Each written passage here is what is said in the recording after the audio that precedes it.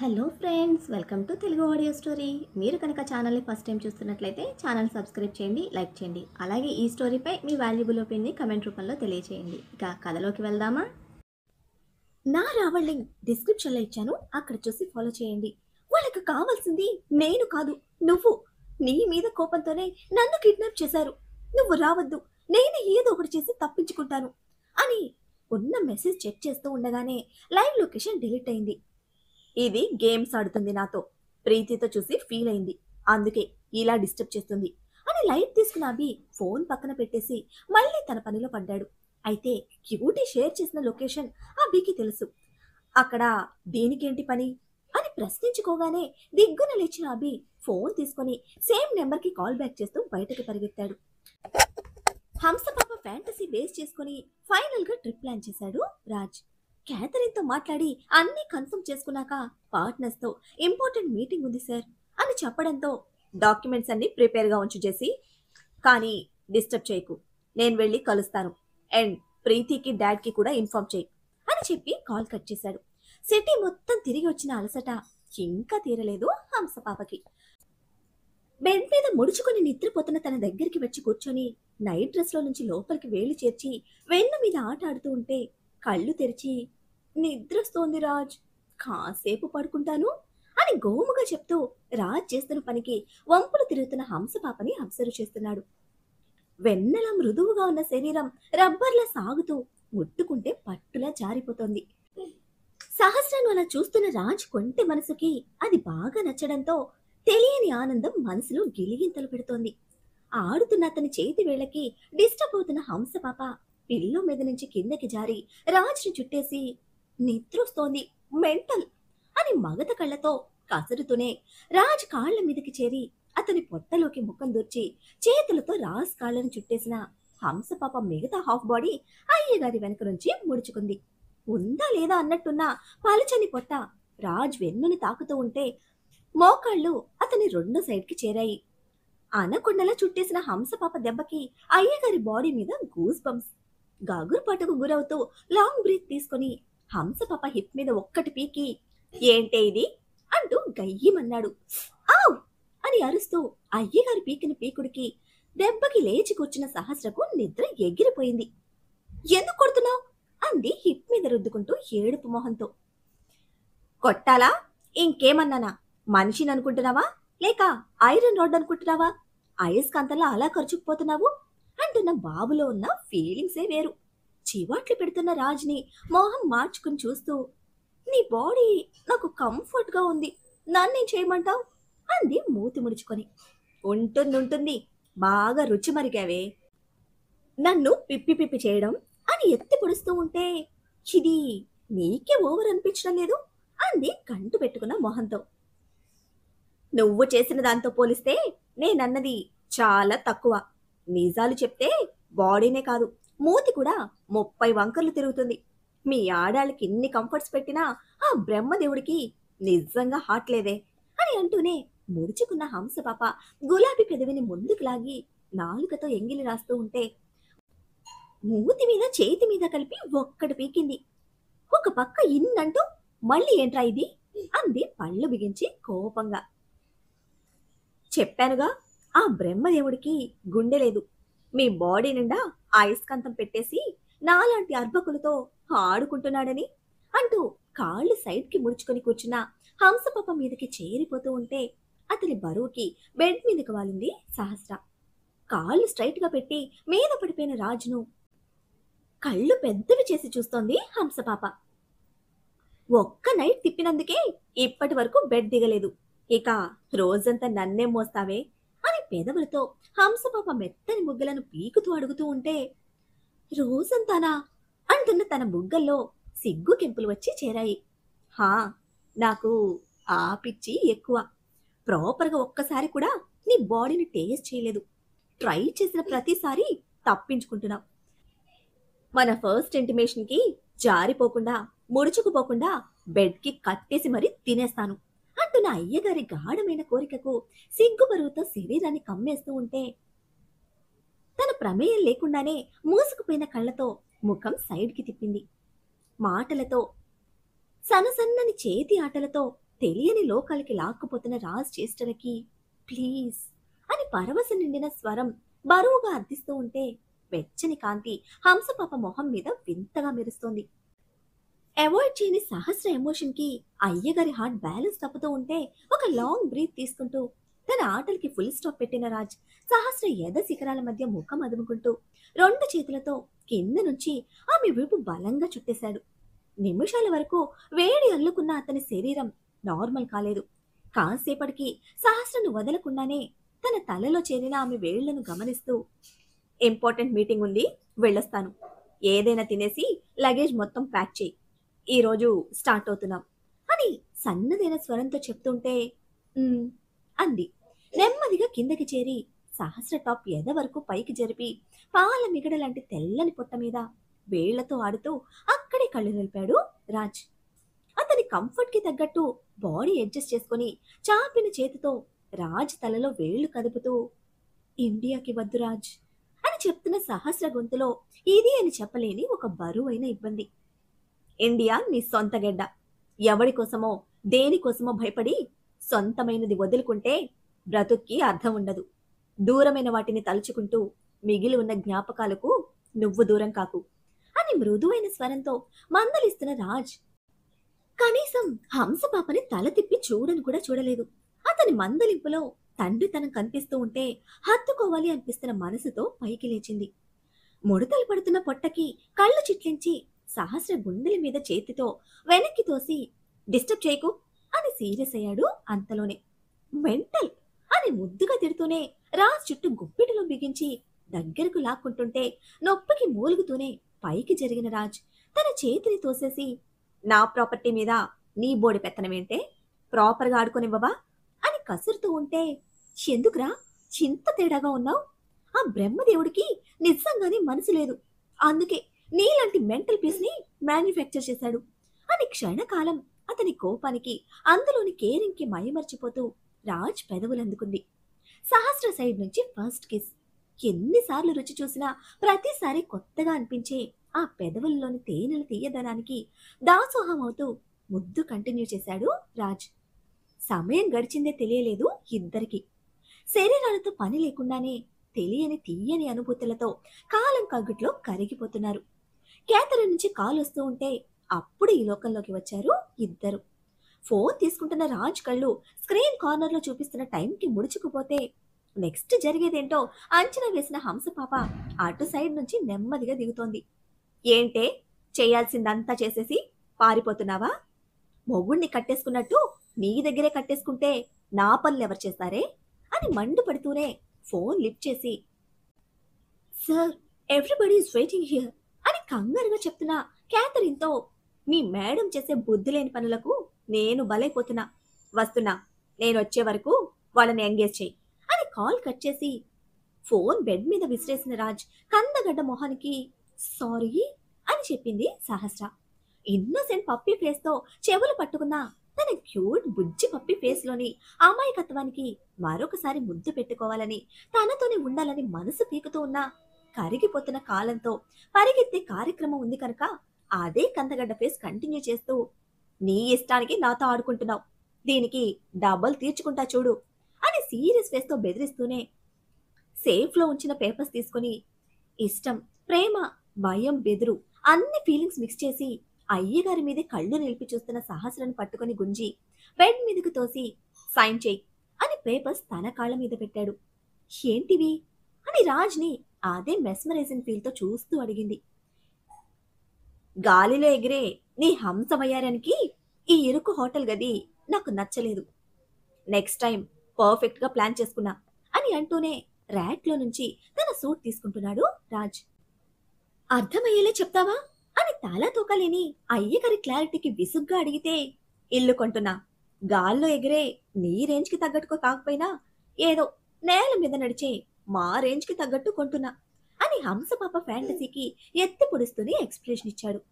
ఆడపిల్లే పుట్టాల్సింది, అందం, అసూయ, దెప్పుడు తిప్పుడు అన్ని లక్షణాలు పుష్కలంగా పెట్టిన దేవుడు పొరపాటున అదొక్కటి పెట్టి తప్పు చేశాడు అని తన ముందే డ్రెస్ మార్చుకుంటున్న రాజుని ముద్దుగా తిట్టుకుంటూనే కళ్ళు కిందకి దించింది సహస్ర. నీ అంత పిసిరారని కాదు నేను. కావలసినంతసేపు సైట్ కొట్టుకోవచ్చు అని మళ్ళీ కార్నర్ చేస్తున్న బాబు బల్పుకి నిజంగా హంసపాపకి అలా దూరం కూర్చోవడం చాలా కష్టంగా ఉంది. అంతే కదా, ముద్దొస్తున్న వాళ్ళని ముద్దు చేసి ఆ ముద్దు తీర్చుకోవాలని మనసు ఉబలాట పడుతుంది. మళ్ళీ తను ఎక్స్పోజ్ అయితే ఇక వదిలేయటం కష్టమని అందుకే కామ్గా ఉన్న చోటే కూర్చొని దానికి నా సంతకాలెందుకు అని అడిగింది లోన ఉప్పొంగుతున్న ఎమోషన్కి ఫ్లోర్కి వేళ్లతో చిల్లులు పెడుతూ. వీఆర్ పార్ట్నర్స్, ఈ మాత్రం తెలియదే నీకు అని కయ్యమన్నాడు హంసపాప ప్రశ్నకి. పార్ట్నర్స్ అన్న రాజ్ని కళ్ళెత్తి చూసిన ఆ క్షణం తన కళ్ళలో చేరిన మెరుపు రాజ్ని విస్మయానికి గురిచేసింది. మళ్ళీ కలిసి వస్తామన్న ఆలోచనే తన ముఖంలోని వెలుగుకి కారణం. ఒక్క పేపర్ కూడా చెక్ చేయలేదు. పెన్సిల్తో మార్క్ చేసిన ప్రతి చోట సెకండ్ సైన్ ఉన్న రాజ్ సైన్ వేళ్లతో తడుముతూ తన సంతకాలు పెడుతోంది. ఏంటే, ప్రాపర్టీ అనగానే ముఖం వెలిగిపోతోంది అంటూ మెడలో టై వేసుకుని దగ్గరికి వచ్చాడు రాజ్. ఆ విధంగా ఆ మాట రాజ్ నోటి నుంచి వినడమే స్టక్ అయిన సహస్ర బ్లాంక్ ఫేస్ తో తిరిగి రాజ్ని చూసింది. ఎప్పటిలా అయ్యగారి మొహంలో ఎటువంటి ఎక్స్ప్రెషన్ లేదు. సేమ్ కార్నర్ స్మైల్ తో సహస్ర ఎక్స్ప్రెషన్ ని కార్నర్ చేస్తున్నాడు. క్షణంలో ఇద్దరి మధ్యన ఉన్న ఆ మెగ్నిఫిషెంట్ ఫీలింగ్, బాండింగ్ ని చంపేస్తున్న ఈ ఒక్క మాట సహస్ర గుండెల్లో బాగులా దిగింది. పేపర్స్ పెన్ విసిరేసి, అమ్ముడుపోయిన దాన్ని కదా, అందుకే ఆస్తులు అనగానే మొహం వెలిగిపోతుంది అంటూ సర్రున లేచింది. మన అగ్రిమెంట్ నీ మైండ్లో ఉందా లేదా అని టెస్ట్ చేశా. పర్ఫెక్ట్. ఈ రియాలిటీ ఇలాగే క్యారీ చేయి అంటూ విసిరేసిన పేపర్స్ పెన్ తీసుకొచ్చి తన ముందు నిలబడ్డాడు. సూదులతో గుచ్చుతున్న రాజ్ సెన్స్లెస్ బిహేవియర్ వెనుక కారణం తెలియంది కాదుగా. అయినా దుఃఖం తమాయించుకోలేకపోతోంది. ఎందుకురా, ఎందుకు ఇలా ప్రతి క్షణం మనిద్దరి మధ్య ఎటువంటి బాండింగ్ లేదు, జస్ట్ ఫిజికల్ కమిట్మెంట్ అని గుర్తు చేయడానికి ట్రై చేస్తావు? నేను ఏది మర్చిపోలేదు రాజ్, అన్నీ గుర్తున్నాయి. మాటి మాటికి నువ్వు గుర్తు చేసి చంపకు అని ఆవేశంతో చెప్తున్నా తన కళ్ళు దారులు కట్టాయి. మనసు లోతుల్లో అతి కష్టంగా అణిచిపెట్టడానికి ప్రయత్నిస్తున్న దుఃఖం కంటిపాప గట్టు తెంచుకుని దూకుతూ ఉంటే కంట్రోల్ చేయడం తన వల్ల కావటం లేదు. ఎక్కువసేపు సహస్ర కన్నీళ్లు చూస్తూ అక్కడే ఉంటే మళ్ళీ సారీ చెప్పి దగ్గరకు తీసుకుంటానన్న భయంతో, సరే నీకంతా గుర్తుంది కదా, సైన్ చేయి, నాకు టైం అవుతోంది అని ఎటువంటి ఎమోషన్ లేని గొంతుతో గుండె బండరాయిగా మార్చుకొని చెప్పాడు. నాకు అంత గుర్తుంది, బట్ నాకు ఎటువంటి ప్రాపర్టీ అవసరం లేదు అని వెళ్ళిపోవడానికి చూసింది. కదిలిన తన ముంచేతిని పట్టుకుని విసురుగా దగ్గరికి లాక్కున్న రాజ్, పార్ట్నర్స్ గా మనిద్దరం ఎంజాయ్ చేయడానికి ఇది, నీ కోసం కొనటం లేదు. ఆఫ్టర్ దట్ నీ సెటిల్మెంట్ నీకుంటుంది, నేను వెళ్ళాలి అని సీరియస్ గా చెప్పడంతో తన్నుకొస్తున్న కోపాన్ని పంటి కింద బిగించి సంతకాలు పెట్టేసింది సహస్ర. అన్నీ ప్యాక్ చేసి రెడీగా ఉండు, బట్ ఫస్ట్ ఏదైనా తిను, నువ్వు స్ట్రాంగ్గా ఉంటేనే నేను నిన్ను తినగలను అని ఎప్పట్లా కార్నర్ స్మైల్తో కౌంటర్ చేస్తూనే కదిలిన రాజు గల్లా పట్టుకుని దగ్గరికి లాగితే, ఏంటే మ్యాన్ హ్యాండ్లింగా, ఎక్స్ట్రాలు చేశావంటే చేతులు విరిగిపోతాయి అంటున్న రాజ్ బుగ్గ మీద పొడిచి అతని మెడ చుట్టూ వేసుకున్న టైని సెట్ చేస్తూ ఉంటే కన్నీళ్లతో నీటి కుండల్లా మారిన హంసపాప కళ్ళల్లోకి చూస్తున్న రాజు గుండె లోపల కల్లోల సముద్రమై ఉప్పొంగుతుంది.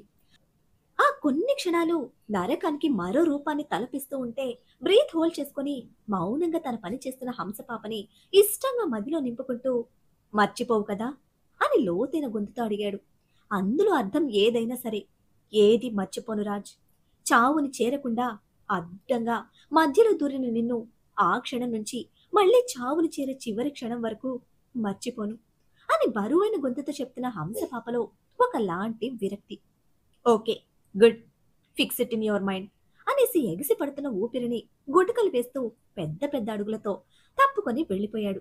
రాజ్ గది దాటడమే కుప్పకూలిపోయిన సహస్ర, ఇది ప్రేమ అని వాడికి తెలిసేలా చెప్పే శక్తి నాకివ్వు తల్లి అంటూ దుఃఖ సముద్రంలో మునిగిపోయింది. ఇండియా కన్స్ట్రక్షన్ మధ్యలోనే నిలిచిపోయిన ఒక డూప్లెక్స్ హౌస్. అభి 3 కోట్లు ఫీజు తీసుకుని సెటిల్ చేసిన కేస్ తాలూకు ప్రాపర్టీ. అభి మైండ్ లో ఒక్కటే రన్ అవుతుంది, నన్ను భయపెట్టడానికి క్యూటీని కిడ్నాప్ చేసేంత ధైర్యం వీడికి ఎక్కడి నుంచి వచ్చింది అని. ఆవేశాన్ని గుప్పెట్లో పట్టుకుని వేగంగా లోపలికి వచ్చిన అభికి చైర్లో కట్టేసి కనపడింది క్యూటీ. నోటికి ప్లాస్టర్ వేసి కాళ్ళు చేతులు చైర్కి లాక్ చేసిన తన సిచ్యువేషన్కి అతని కోపం బోర్డర్ దాటుతూ ఉంటే ఎక్స్పెక్ట్ చేయని రేంజ్లో తన కోసం దూసుకొచ్చిన అభిని అక్కడ చూస్తున్న క్యూటీ బేబీ మనసు రెక్కలు కట్టుకొని ఆకాశంలో ఎగురుతోంది. మెడ మీద చేతుల మీద పచ్చగా పొంగుతున్న అతని నరాలు చూస్తూ, రేయ్ దగ్గరికి రావద్దు, వస్తే దీన్ని పొడి చేస్తా అని కత్తి పట్టుకుని బెదిరిస్తున్నాడు క్యూటీ పక్కనే నిలబడ్డవాడు. అదే 3 కోట్లు ముట్ట చెప్పినా మన క్లయింట్ తమ్ముడు. వాడికి ఆవేశం ఎక్కువ, ఆలోచన తక్కువ. కాకపోతే వాడికి చుట్టూ డబ్బు కోసం పనిచేసే ఆకులు ఇంకో 10 పైనే ఉండడంతో బింకం ప్రదర్శిస్తున్న వాడికి అంత ధైర్యం లేదని అభికి క్లియర్గా తెలుసు. ఒక కేసు టేకప్ చేస్తున్నాడు అంటే వాళ్ళ గురించి ఏ టు జెడ్ తెలుసుకోకుండా స్టెప్ తీసుకోడు. బట్ వాళ్ళు ఎటువంటి స్టెప్ ఎలా తీసుకున్నారో తెలియని కన్ఫ్యూజన్తో వాడి అన్నను చూశాడు. ఉగ్రంగా మారిపోయిన అభి ఫేస్ కి నవ్వుతూ దగ్గరికి వచ్చిన వాడు, 3 కోట్లు నీ చేతిలో పెడితే కనీసం కేస్ ఫైల్ కూడా చేయకుండా ఆ డబ్బు వాడికిచ్చి నేను దొబ్బేసిన ఇంటి డాక్యుమెంట్స్ నా చేతికిస్తావా? మాటకి నిలబడాల. నల్ల కోటేసుకున్నావు, ఆ మాత్రం తెలీదా? అడిగినంత ఇస్తా అన్నా నా పౌరుషానికి తోడుగా నిలబడాలా. మరి నువ్వేం చేశావు? నా మామ ప్రాపర్టీని తెలివిగా నా చేతే కొనిపించావు. కొనుక్కోవడం నాకు చేత కాక నీ కాడికి వచ్చానా? ఎర్రోడిలా కనిపిస్తున్నానా నీ కంటికి అని పేలుతున్న వాడి చెంప మీద చాచిపెట్టి పీకేసరికి నేల ఖర్చుకోవడంతో, ఒరే మా అన్నని కొడతావా అని అంటూ ఉండగానే ముందుకు తిరిగి చూసిన అభి ఆవేశానికి అంతే వేగంగా వెనక్కి వెళ్లి క్యూటీ మెడ మీద కత్తి పెట్టి, వాడి కాళ్ళు చేతులు విరిచేయండిరా అంటూ తన ఆకుల్ని పురమాయించాడు. కుర్చీలో కూర్చొని ఉంది అన్నగాని అభిని చూడడమే ఎగిరి పడుతున్న మనసు ఇప్పుడు కొట్టమనేసరికి తనను విడిపించుకోవడానికి కథకళి స్టార్ట్ చేసింది క్యూటీ బేబీ.